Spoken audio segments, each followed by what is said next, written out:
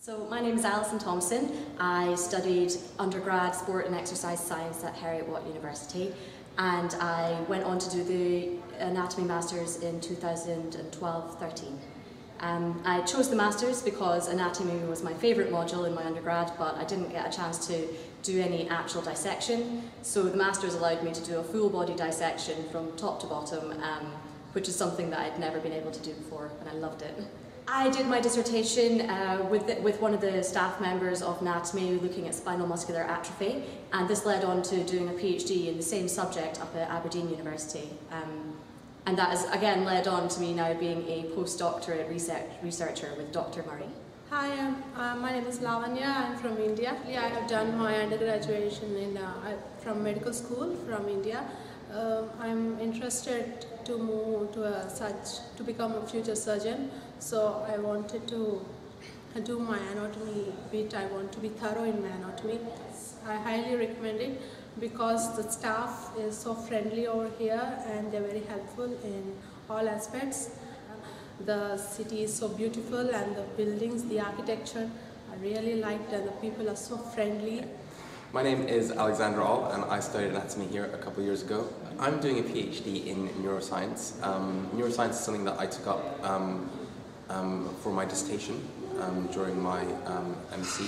What I really enjoyed about the structure of the MSc course was the amount of different areas of anatomy in itself that we got to get experience to, everything from body handling to how cadavers are handled in the law and the ethical issues around that, while still being fully immersed in the actual learning of anatomy.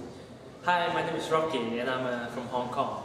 We have about 8 to 10 hours of compulsory teaching every week, and the one thing that I most look forward to is actually dissection. So we actually have about 3 hours of compulsory dissection every week.